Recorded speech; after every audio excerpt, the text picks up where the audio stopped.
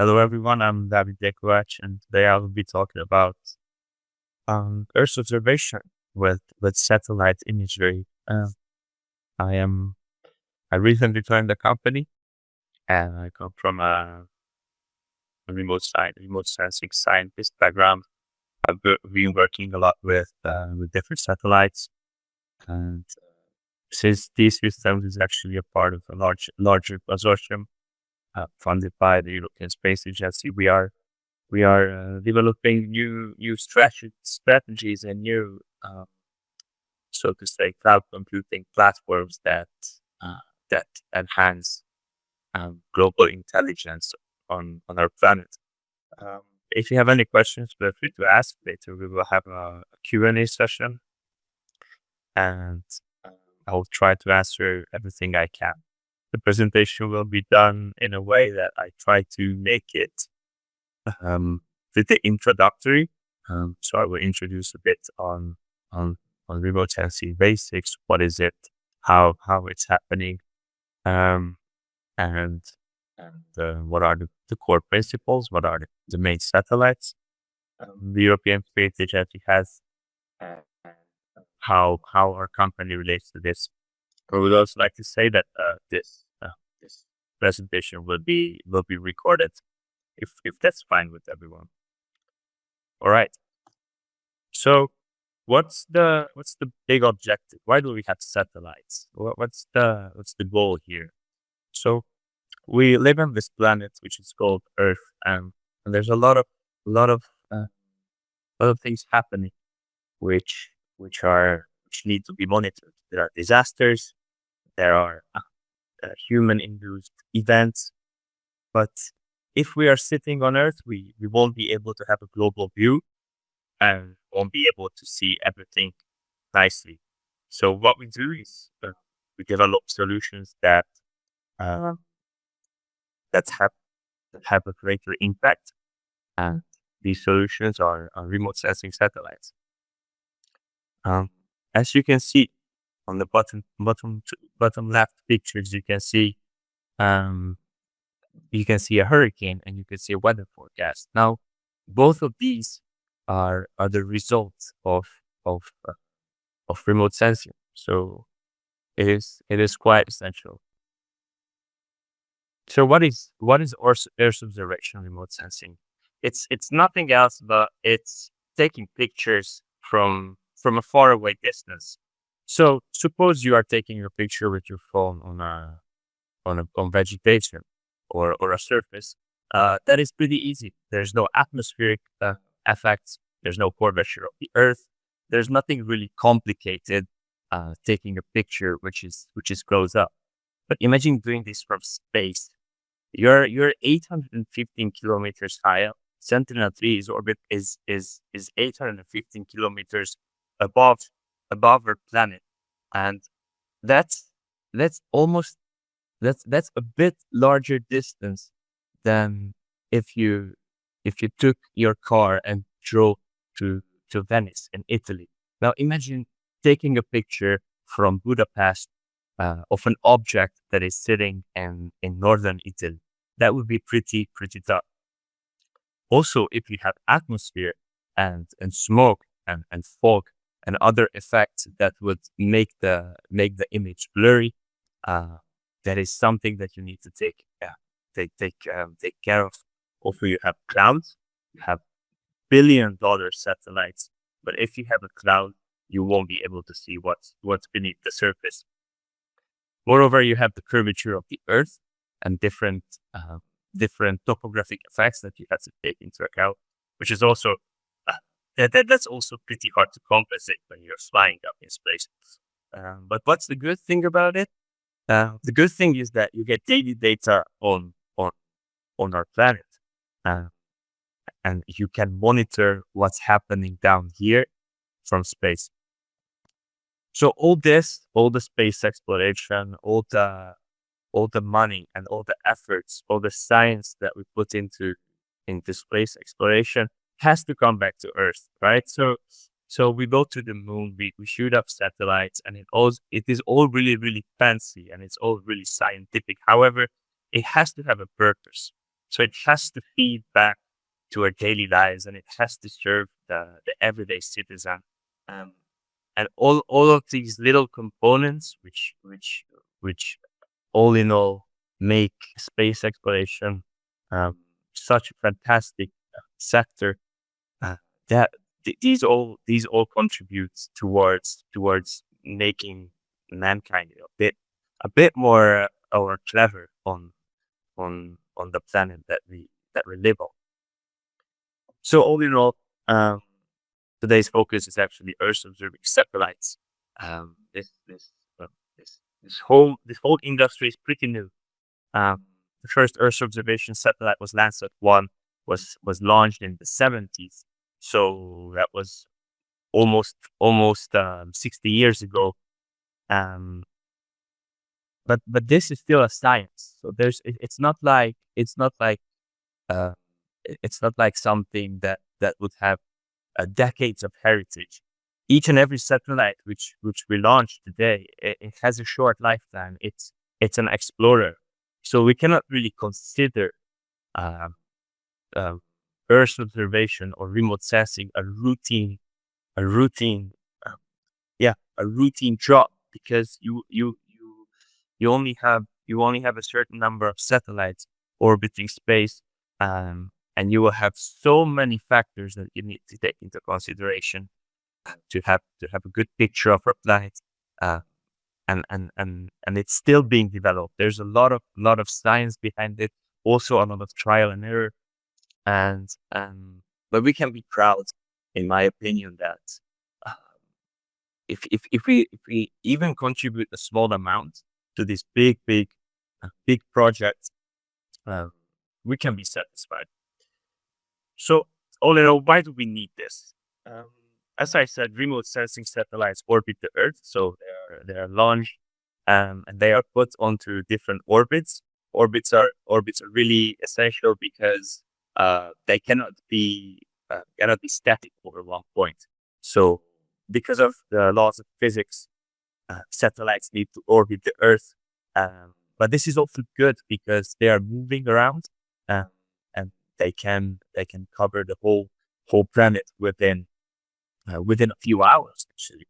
Uh, so this is an important factor, because maybe you will be having lunch now, but in 3 hours the satellite has already been thousands and thousands of kilometers apart from you, uh, somewhere else. And by the time you finish your lunch, it may be covered the Earth 1.5 times already. So it provides us pretty good information and pretty valuable data on how our planet is evolving. And these images are global and daily. Um, and if you think about the long-term effect of this, you would have a spatially and temporally continuous global map. Why is this good? This is really important, especially nowadays in the years of climate change. You would have scientists can develop methods and algorithms that would investigate multi-decadal changes of uh, of of our climate. So when and this has to be fed back into policy making. So when there is actually a law made on reducing carbon emissions or reducing plastic use, that has to come from a different climate study, from a climate scenario. And one of the main inputs to large climate models is actually relying on global satellite data. So this is really important to understand how long term uh, planets. So how the planet changes within the long term. Um, and yes, you can generate really nice looking maps that would indicate different climatological effects, um, and how they interact with different biophysical variables. This is really important. Apart from this, there are various uses of remote sensing. So after all, there are satellites that take pictures, uh, and it's up to you, or it's up to the use case on what do you use these imagery for. You can use it for climate change monitoring, but also agriculture, ecosystem studies. You can do hydrological studies.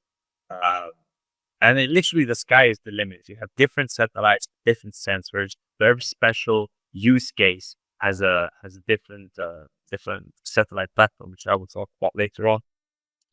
Um, but but but each of these is requiring um, large efforts. So you cannot just dive into uh, ecosystem studies or hydrology on a daily basis. You have to understand how different satellites function and how they work. It's still a scientific area, unfortunately. So how do we come into this picture? How does these systems come into this picture? The first step to understand our role as a company within Earth observation, um, Earth observation science is related to data. First, we have to understand what these satellites measure. So many remote sensing satellites have different sensors, and each of them are working in a different way. They have different principles. They all rely on different physical principles upon which they generate their imagery. But today, I think the most well known and the easiest to understand is the electromagnetic optical satellite imagery, and these are called spectrometers. So it's well known that the colors that we see are composed of electromagnetic radiation, and these colors that we see is actually three colors: red, green, and blue. Now, if you look at this attached figure, these the visible light that is indicated by the two dashes is just a really narrow segment of the whole electromagnetic spectrum. Um, which means that we were evolved into to having eyes that capture these three colors because this is what we need for everyday life. But what if you have different surfaces, like water bodies, like clouds, like vegetation, or soil? What if these surfaces emit light in in different wavelengths that we don't really see? What if it would have another color? What if it would have other information? Now, this is really important because this is where satellites come in. You have the eyes looking at three big lights that's red, green, and blue, as you can see there.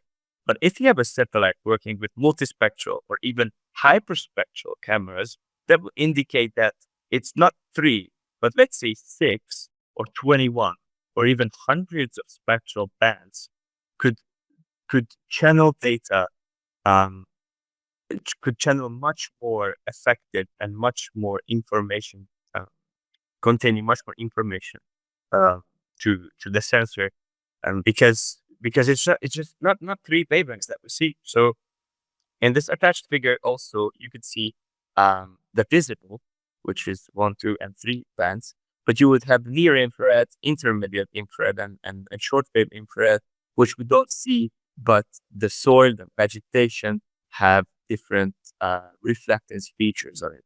This is also important. I know it's not easy, but it's important to grasp because what we see is not everything there is. So vegetation especially has a lot of infrared reflectance. That means that when vegetation is growing, and it has a lot of water content and it's healthy vegetation, there's a lot of infrared reflectance. That means that we cannot see because what we can see is the green color, but there's a lot of infrared which can be captured by remote sensing satellites. And using this infrared information can yield really important and useful vegetation maps that ultimately can be used for deforestation mapping, can be used for climate change monitoring, or also carbon balance monitoring. So you kind of have to understand that this is not just taking pictures. This is taking pictures with a lot more information that we would already be looking at with our own eyes. So yes, as I said, hyperspectral spectrometers can come into the picture. This is the ANMAP satellite, the German hyperspectral satellite, which uses a hyperspectral camera and takes I think more than 100 bands of 100 spectral bands, which means that it, from one pixel it gathers 30 times as much information as we look onto it. Why is this information useful? Because we can have much more information. So what I show you here is different biophysical parameters. So our planet, just like our blood, our planet also has different variables that relate to health. So when you go to your to the blood sample to the laboratory, they take your blood and then you get like 20 indicators on how your health is doing. You can do the same with the planet. So on the bottom left, you can see the chlorophyll content of plants, and that chlorophyll content was taken from this spectrum, because there's a lot of information in infrared bands and bands that we don't see, and that can be converted into chlorophyll content with different approaches.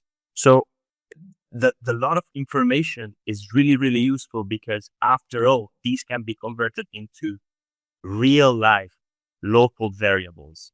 Land surface temperature, for example, is also really important in order to highlight and to detect droughts and heat waves.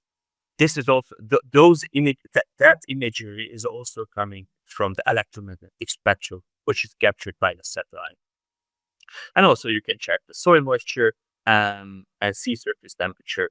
So these maps are the final products of remote sensing, and this is the goal, to have satellites that provide us data which we can use down the earth, because we cannot do anything with electromagnetic spectrum, right?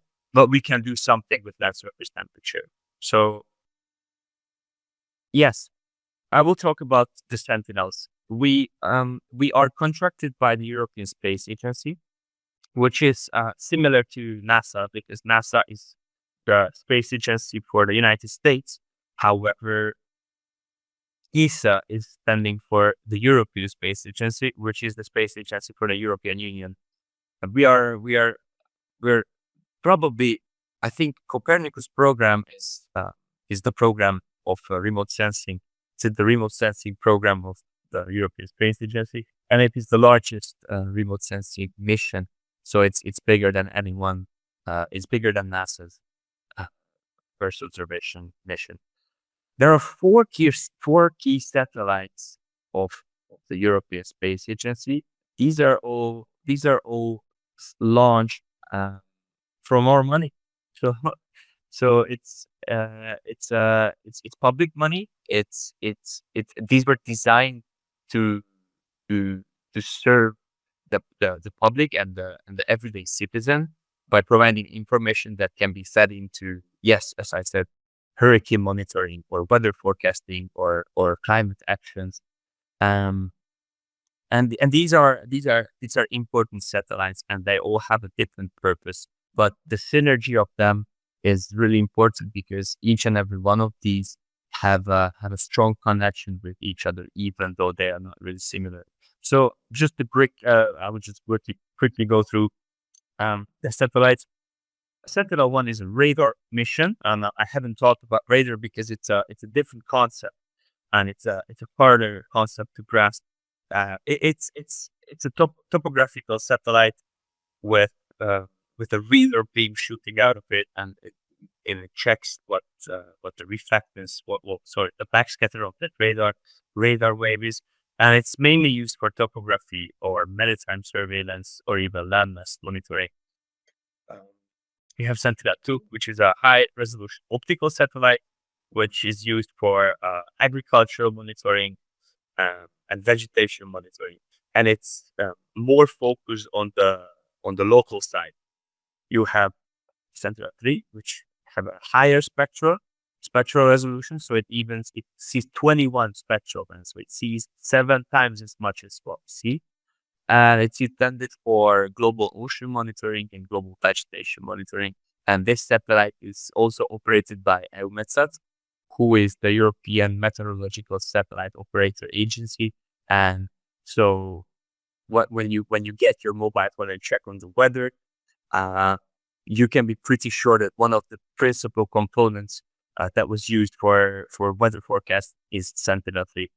And you also have Sentinel-5P, which is a hyperspectral satellite which sees a lot of spectral bands, and it's used for atmospheric monitoring. I have a friend who works with Sentinel-5P, and he's working on a really interesting mission.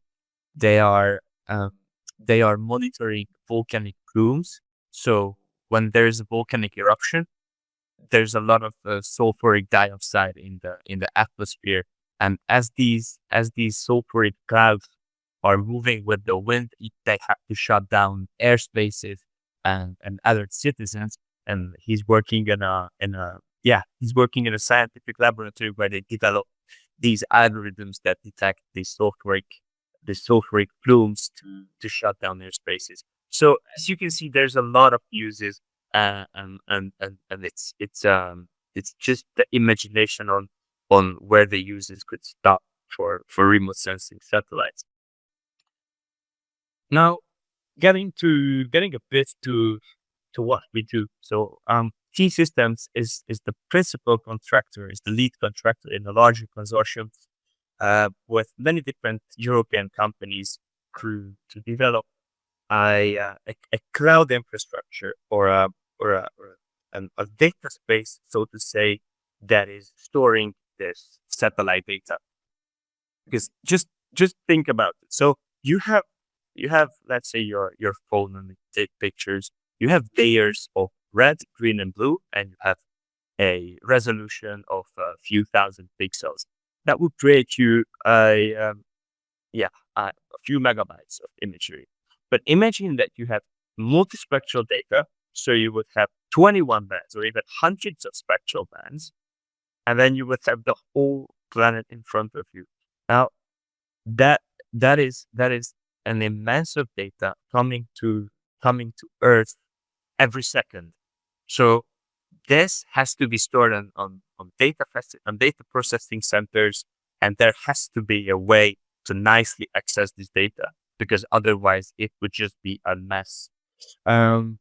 So our company is leading this consortium since last year to develop this ecosystem that is able to handle this vast data and provide ways to access it, because this data has to be searched, it has to be filtered, it has to be accessed in several different ways, and there's a lot of different ways to access these satellite imagery, and you can do it too.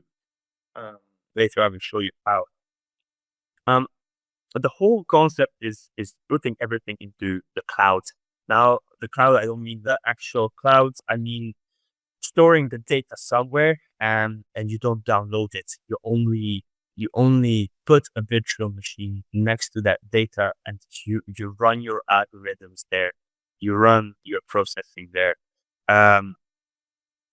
Satellite data is pretty raw, and by raw I mean it has to be corrected. There has to be a mathematical algorithm that does something to it, because satellite data on itself is just useless. It's unfortunately useless, because you cannot do anything with infrared radiation or ultraviolet radiation. You have to have some kind of algorithm that converts that radiation into something useful that we can use. So back in the day, a few years ago, the usual method was downloading. So you went online, you search for your region, you search Sentinel-2, And you had to download all these so-called satellite tiles for the temporal, for that time span. And that meant that you would be downloading thousands of different imagery. Um, and you would have to do some atmospheric correction, resampling, and it was something that was really manual. And there was a lot of unnecessary data transfer, because suppose you only wanted to check the let's say check Lake Balaton, but the satellite's taking picture of the whole Hungary, and it doesn't crop the Balaton itself. So you would have to download each and every larger satellite type, which could cover maybe half of the Carpathian Basin. You would have to download it by hand and run an algorithm that crops your region of interest, in that case, Balaton, and discards all the other pixels. Now you can also see that this is really um, unnecessary. Just imagine that if you want to make a sandwich for yourself, you you would you would actually imagine cutting just a slice of bread and throwing the rest away. Now you don't want that. You want to cut just the slice, use that slice, and put the rest back where it came from. Um, and this is where cloud computing comes in. So with cloud computing, um, what you can do is define a certain parameter, a certain uh, filter, um, and send that request to to the cloud. By that I mean you want to calculate. You have your algorithm that calculates vegetation parameters um, throughout the course of a year in an agricultural field. Now you don't want to download everything about Sentinel-2. You only want a certain spectral band, only a certain area, and only a certain time span. So what you do um, is that you construct this little query and that you send it to the cloud, and what you get back is the final product, which let's say it's 5 MB. But if you have to download everything to your computer, that would be, I'm sure it would be at least 800 GB. And I'm not exaggerating with the numbers. It's true. There's a lot of unnecessary data what you download. So you have to think that the cloud computing and the tools that T-System provides for Earth observation are, let's say, like a waiter in a restaurant. So you want to have your vegetation map, but you don't want to download everything. It's the same as you go to a restaurant, you want your final nice spaghetti, but you don't want to go to the kitchen and ask for the the pasta, ask for the sauce, ask for the boiling water, and make it for yourself. You want to have your final product. Uh, so you send the request with the waiter that goes to the kitchen, and in the kitchen, which is the cloud itself, these servers, they manufacture the process as per your instructions, and the waiter comes back with your final pasta. This is exactly the same thing. What happens with cloud computing? So you actually only want to have a result, but not all the necessary not all the necessary side steps. So you send your request, which happens in the server, and you get back the final result. OpenEO is one of the most robust APIs that is developed by the consortium, and it does exactly what I just told you. But there's a lot of different APIs and a lot of different methods to access the data. It all depends on what your use case is. So it's a bit more. Earth observation is a bit more complex than just going to Google Earth and looking at satellite imagery. Um, Once you get into it, you'll realize there's a million of things that you have to take into account, and for that there is not one generic method that is used. Um, so why do we need cloud computing?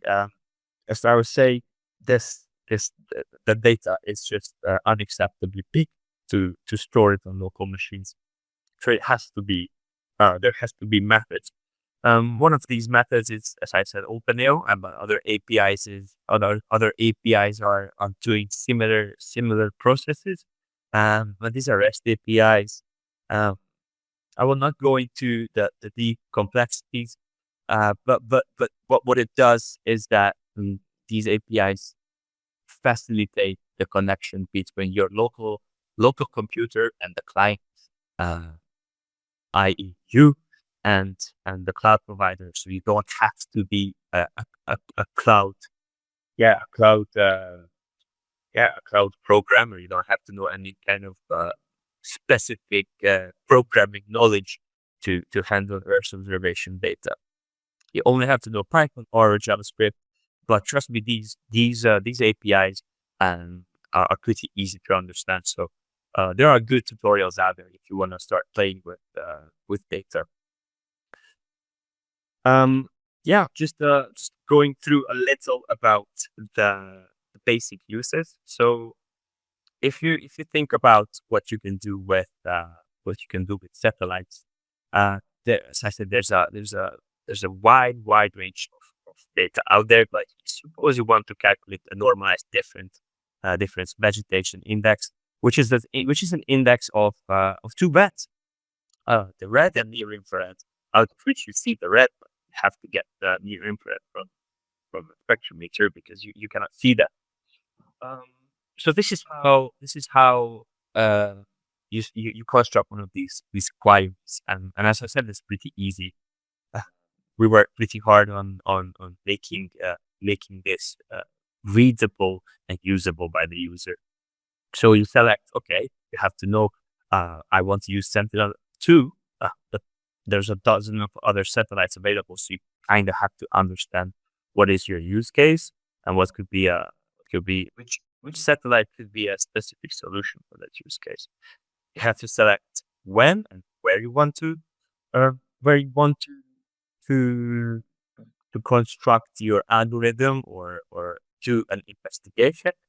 You select this bounding box, which is I selected this nice bounding box which covers a bit of sea, a bit of rice fields next to Valencia, and then you create your own algorithm, which is the normalized different vegetation index. And this is a query that you construct, and you send this away. So imagine this is the recipe. You send this away with the waiter. All the imagery processing and all the ugly stuff is happening in Warsaw, actually, because these data centers are owned by Cloudflare, one of our colleagues in this consortium, and all the data is sitting in a large data center in Warsaw. The processing happens there, and then you realize, and then the final result is actually only an image or a time series or something small, and only that data is sent back to you.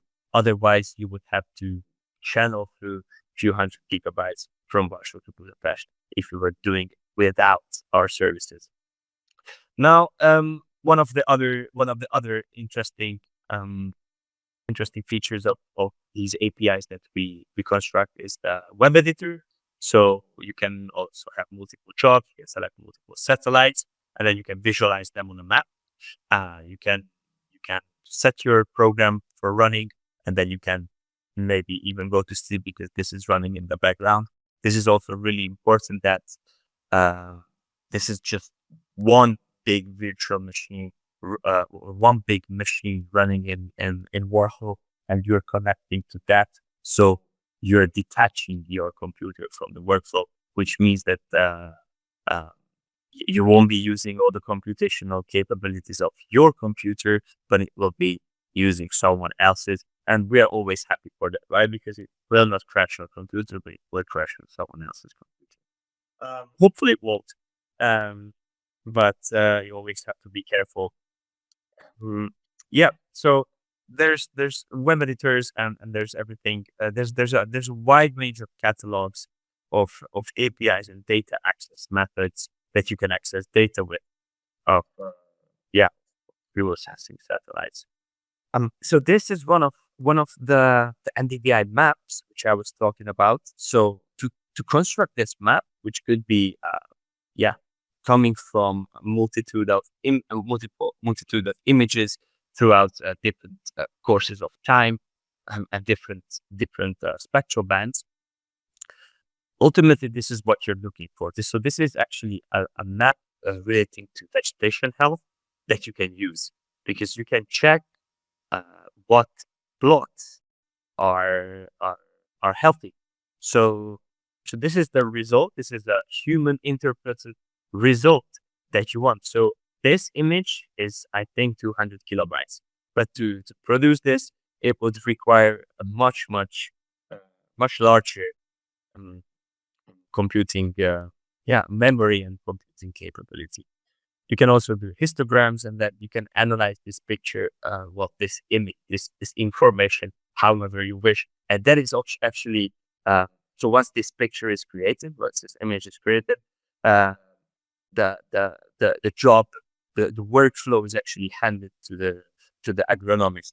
So if you're talking about vegetation, this is what agronomists are looking for, and the satellite image making process is finished. Yeah, there are numerous processes. Also, this is a bit more in depth about how computing.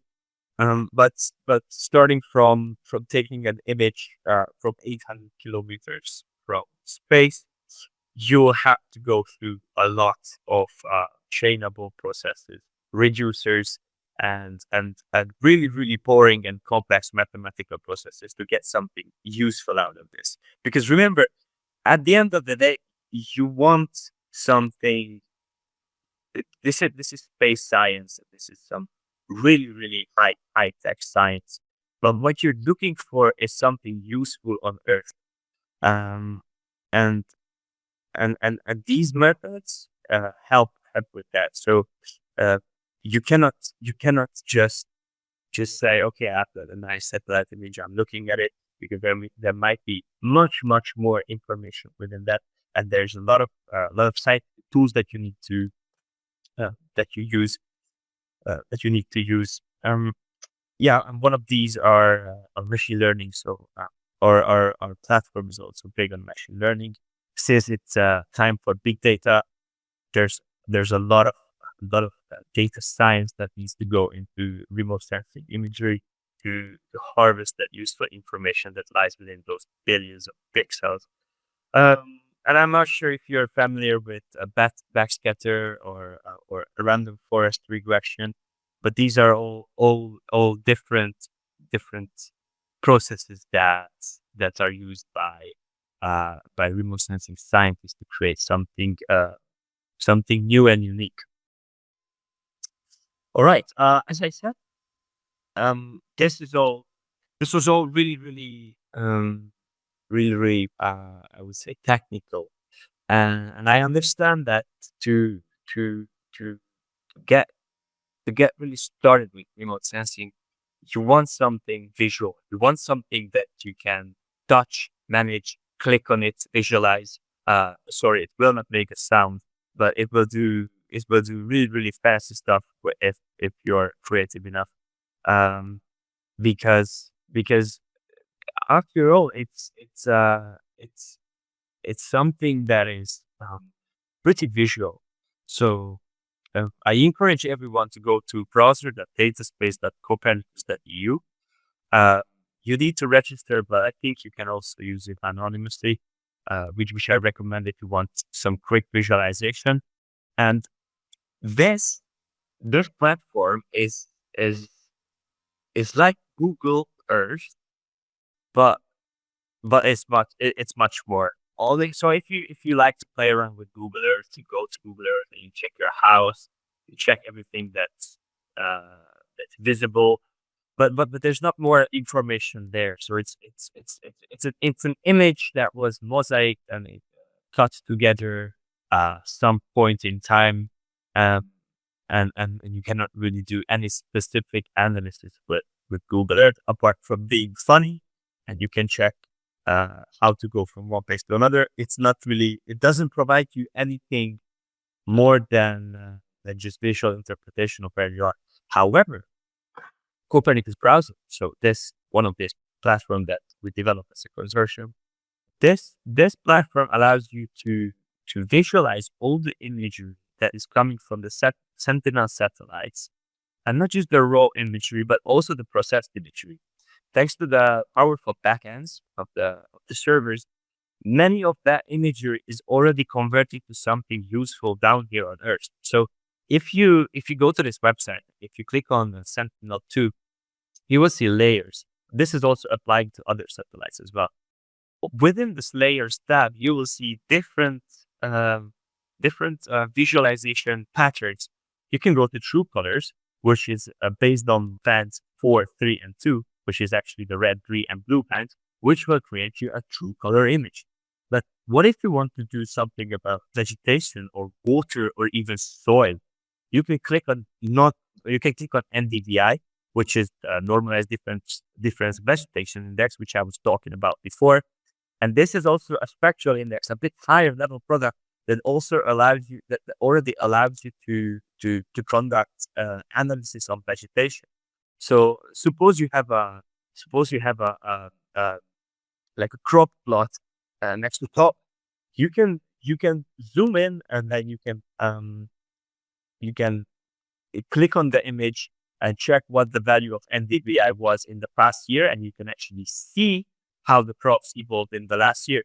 This is really important because once you once you understand how to use this, you can create really cool time series imagery or time series plots and see how your field has evolved. So there's a lot of different implementations of satellite imagery, and Copernicus browser is one of those platforms that really brings it down to people and allows you to to check the data. As I said, Google Earth is one point in time. This is an image, I think, from yesterday. When I made this presentation, I clicked on show latest date, and it nicely creates you the image from the latest date. So it's real. It's taking the image from the satellite, and it's not something that was created 2 years ago. This is all temporally and spatially relevant data. So yeah, you can play around with it. I encourage everyone to do so. It is something really cool to play with. Also, you have other use cases with the Copernicus browser. Um, as I said, going back, and I keep repeating myself, you want satellites to serve us, everyday people. And if they are unable to do so, then what's the point? But the whole processing chain has to be finished. So it's not just the design, the launch, the orbiting of the satellite, but there has to be complex coding environments and complex processing chains that uh, that that make the last step of having some tangible human interpreted data visible to us citizens. And this is exactly what you see here. There were some floodings in Greece, and this map is actually a good visualization tool of where the flooding happened. This is again a higher level process data coming from a satellite, also Sentinel-2, because you have different spectral bands monitoring water as well. Um, and you get a lot of information out of this. You can also check droughts in Denmark and a million of other things. Remember, you have satellites orbiting as we speak every hour, taking pictures of Earth. So there's no outage, and if something happens, it will be on the platform, and it's up to you whether you can visualize it. There's also imagery. There's also really cool imagery. I don't have it in this presentation, but I'm sure you remember throughout COVID, there's a lot of factories in northern Italy emitting a lot of carbon dioxide, and I'm sure you remember throughout COVID there were these maps showing how the factories and all the emissions have had decreased because of COVID, because everyone was in quarantine. And that image and those maps were taken by Sentinel-5B. So one of those Sentinels, which is operated by the Copernicus mission. And those were taken because Sentinel-5B was taking a picture every day of northern Italy and also the whole Earth, and they could compare. Oh, it looked different in 2020 March, obviously because of COVID. So you have to kind of think on where your use cases are, think where the interests are, and develop something there. And with the help of these platforms, uh, OpenAO and also Copernicus browser, these are available for everyone. And to close up the presentation, I don't want to bore you anymore with satellites and coding. I show this picture of Venice, which is also pretty beautiful. You get a nice image taken also from Sentinel-2. And this is a true color image, so this is red, green, and blue. But if you were to focus on ocean currents, you could do it. You could do it with the spectral bands as well. So yeah, with that, I would like to thank you for your attention. Yeah, if you have any questions, just please feel free to ask. I'm happy to answer any questions. And remember, there are no stupid questions, because this is I try to make this topic as easy as possible to understand, but I'm sure I was making some errors here and there. Okay, put your hands up if you want to ask a question. So I opened the site, and the different layers are shown in lines of the map, and Hungary is not on the lines. Yes, that is because satellites orbit the Earth, and if you click on the latest dates, then it might bring you an image from a date where the satellite was not above Hungary. So if it's about, I don't know, Russia, it could be that the last image that was uploaded live to the server was it was flying at a different time.